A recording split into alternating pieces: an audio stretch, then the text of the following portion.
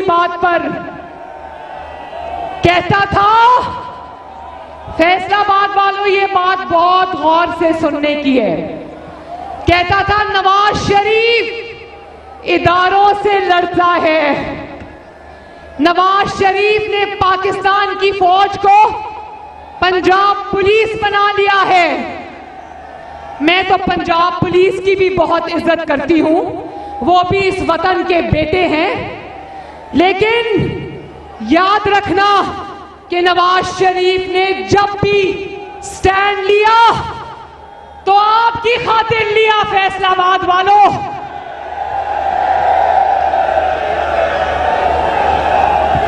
नवाज शरीफ ने जब भी स्टैंड लिया, जब भी टकराव हुआ तो वो पाकिस्तान के अवाम की खातिर हुआ, वो आपके वोट की इज्जत की खातिर हुआ, वो प्राइम मिनिस्टर ऑफिस की इज्जत की खातिर था, वो सिविलियन बालादस्ती की खातिर था। और फैसलाबाद वालों, नवाज शरीफ ने सिर्फ स्टैंड नहीं लिया, नवाज शरीफ ने उस स्टैंड की इतनी बड़ी कीमत अदा की है। उस स्टैंड की पादाश में नवाज शरीफ ने अपनी 3 हुकूमतें गंवा ली। कितनी हुकूमतें? जेल बर्दाश्त कर ली, बेटी को जेल जाता देख लिया, जमात को जेल जाता देख लिया, अटक किले में कैद की सोबतें बर्दाश्त की, झूठे मुकदमे बर्दाश्त किए, झूठे फैसले बर्दाश्त किए, इंतकाम का सामना किया। और इमरान खान की बारी आई, इमरान खान की बारी आई तो सिर्फ फौज के इदारे पे हमला नहीं किया, बल्कि फौज के इदारे पे खुद कुछ हमला किया। और जानते हो, अपनी बारी आई तो उस एक शख्स को कुर्सी पर रखने के लिए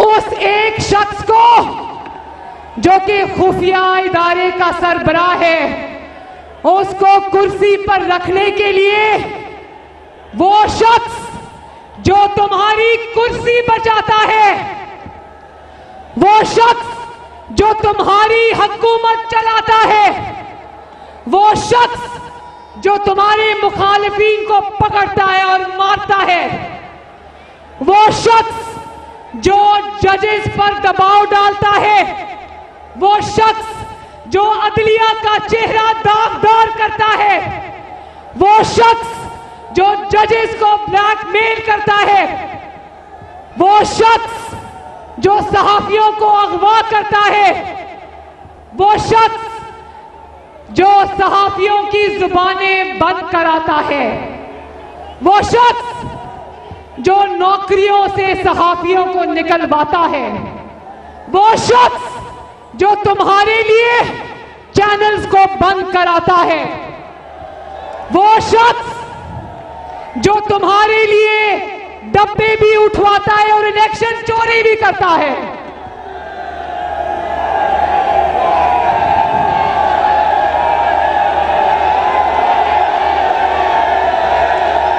क्या कह रहे हो?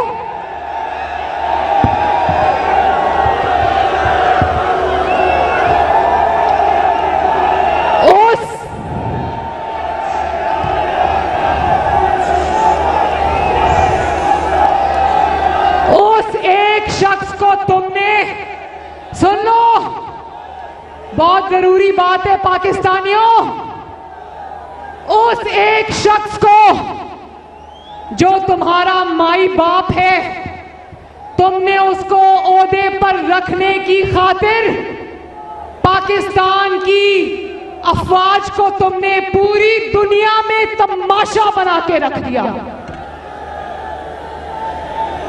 उस एक शख्स की वजह से फौज में होने वाली तमाम तकर्रियां हवा में लटक गई।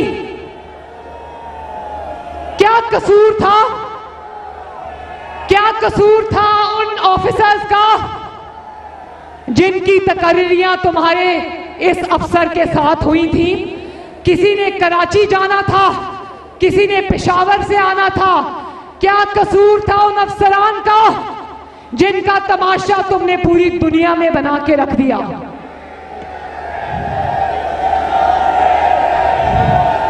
आज उनको समझ नहीं आ रहा, उनको समझ नहीं आ रहा कि चार्ज रखना है या छोड़ना है। क्या सिर्फ यही वजह थी कि तुम अपनी गिरती हुई हुकूमत को बचाना चाहते थे, या ये भी वजह है कि तुम्हारा हिसाब किताब ठीक नहीं चल रहा? आला फौज के आला अफसरान की तकर्रियां जानते हो कैसे हो रही हैं? फौज की तकर्रियां वजीर आजम नहीं कर रहा, कोई और नहीं कर रहा, इदारे नहीं कर रहे। फौज की तकर्रियां जिन भूत कर रहे हैं।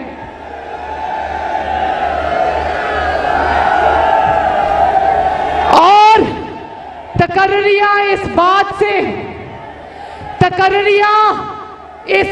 से हो रही है कि फलां का नाम एन से शुरू होता है, फे से शुरू होता है, लाम से शुरू होता है या नून से शुरू होता है।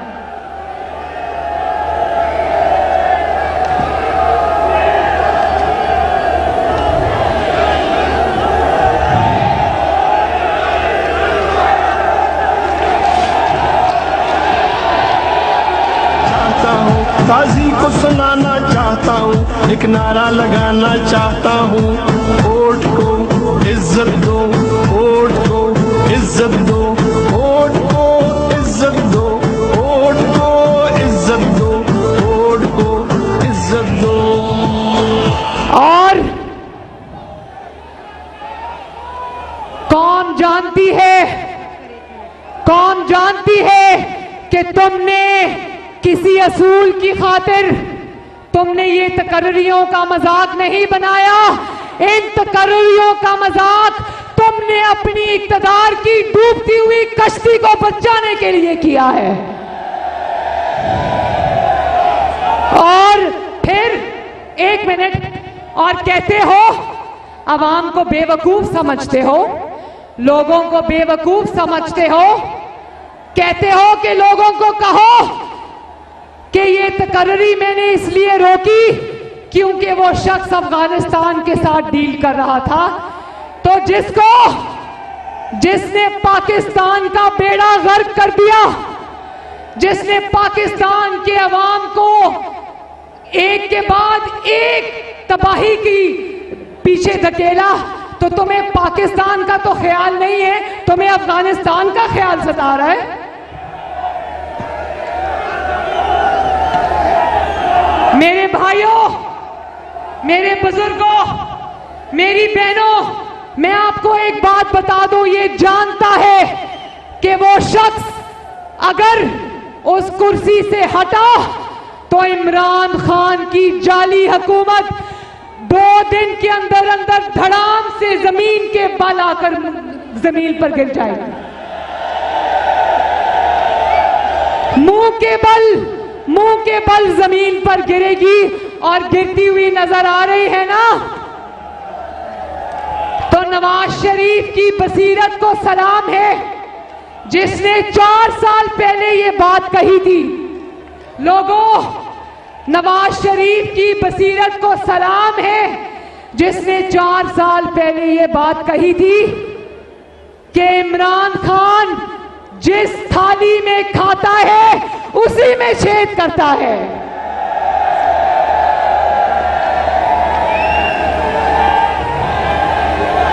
आज थाली में खिलाने वालों को ऐसा सबक मिला है कि मैं बता नहीं सकती। और फिर हाँ, एक मिनट, और फिर मैं फैसलाबाद वालों, मैं आपके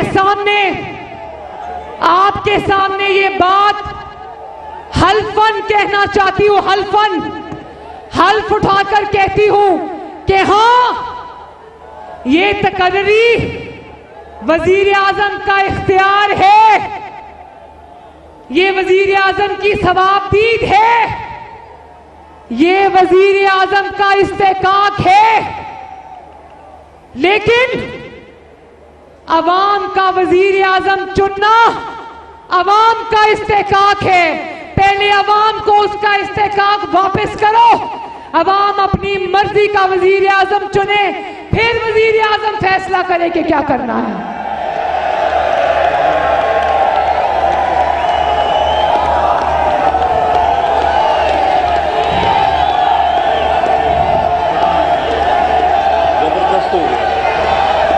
भले फैसलाबाद वालों, भले इमरान खान आईनी नहीं, मुंतखब नहीं, सिलेक्टेड है, इलेक्टेड नहीं, लेकिन हम इसके साथ भी खड़े हो जाते आपकी इज्जत की खातिर, आपके वोट की इज्जत की खातिर। अगर इस शख्स जिसका नाम इमरान खान है उसने कहीं भी कोई जमहूरी रवैया अपनाया होता, हम क्यों तुम्हारा साथ दें?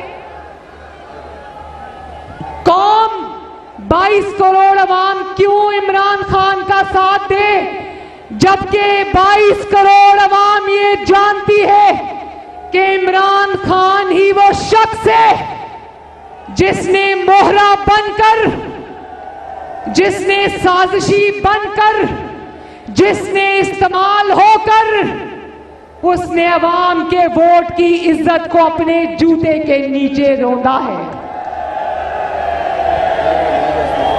हम क्यों, कौम क्यों तुम्हारा साथ दे, जबकि कौम ये जानती है कि इमरान खान तुम ही वो शख्स हो जिसने जमहूरियत को आमरीयत का लिबादा पहनाया। कौम क्यों तुम्हारा साथ दे, जबकि 22 करोड़ अवाम ये जानती है कि ये वही इमरान खान है, ये वही इमरान खान है जिसने ये स्टैंड आइन की खातिर नहीं लिया, बल्कि आइन के ऊपर मजीद वार करने की खातिर ये स्टैंड लिया है, जिसने आइन को तार तार करने के लिए ये तकर्रियों का तमाशा बनाया है।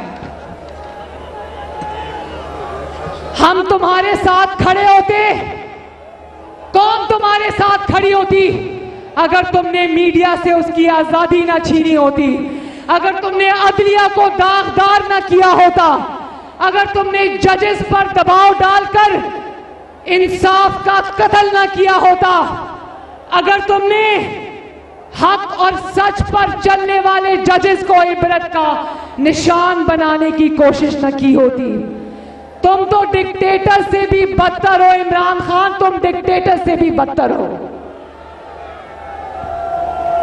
हम तुम्हारे साथ खड़े हो जाते अगर तुमने पार्लियामेंट को यूं बेतौकीर ना किया होता।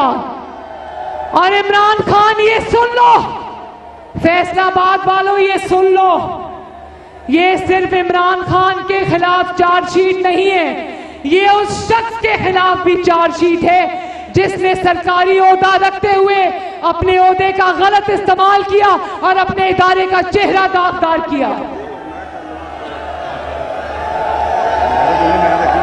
और अब टीवी पर खबर सुनते हैं, टीवी पर खबर आ रही है कि इमरान खान DGISI के लिए पैनल बनाकर उनके इंटरव्यूज करेंगे। तो जब इंटरव्यू के लिए उम्मीदवार जब आएंगे प्राइम मिनिस्टर्स ऑफिस में, तो जानते हो क्या सवाल पूछेगा इमरान खान? उनको पूछेगा, आपको RTS बिठाना आता है? आपको डब्बे चोरी करने आते हैं? जजेस को ब्लैकमेल कर सकते हो या नहीं? चेयरमैन सेनेट के इलेक्शन के लिए मेरे 33 अरकान को 60 अरकान में बदल सकते हो या नहीं? सियासी वफादारियां तब्दील करा सकते हो या नहीं? राना सनाउल्लाह जैसे शख्स पर हेरोइन का मुकदमा डाल सकते हो या नहीं?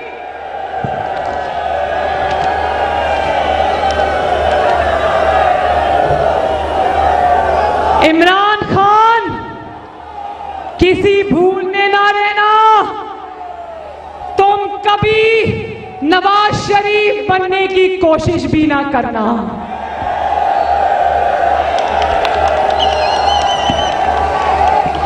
फैसलाबाद वालों, शेर की खाल पहनने से कोई गीदड़ शेर नहीं बन जाया करता।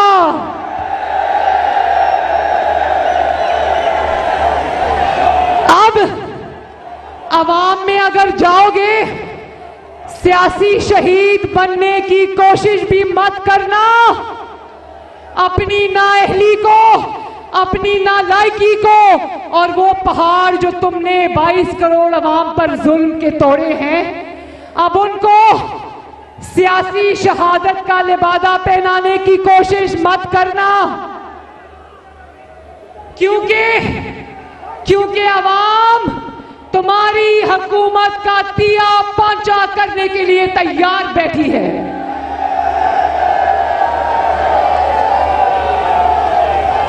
किस मुंह से अवाम के पास जाओगे? अवाम तुम्हारी हुकूमत का गिरेबान पकड़ने को तैयार बैठी है। बोलो फैसलाबाद वालों, अपनी तबाही का हिसाब लेने के लिए तैयार हो? अपनी बर्बादी का हिसाब लेने के लिए तैयार हो? महंगाई से पिसते हुए अवाम का हिसाब लेने के लिए तैयार हो? तो फिर फैसलाबाद वालों, उठ खड़े हो। तकदीर बदलने का वक्त आ गया है और उठो कि तकदीर बदलने का वक्त आ गया है। अपने बच्चों के लिए, अपनी नस्लों के लिए, अपने आने वाले नस्लों के लिए, पाकिस्तान की तकदीर बदलने के लिए, 22 करोड़ अवाम की तकदीर बदलने के लिए फैसलाबाद वालों, फैसला करने का वक्त आ गया है।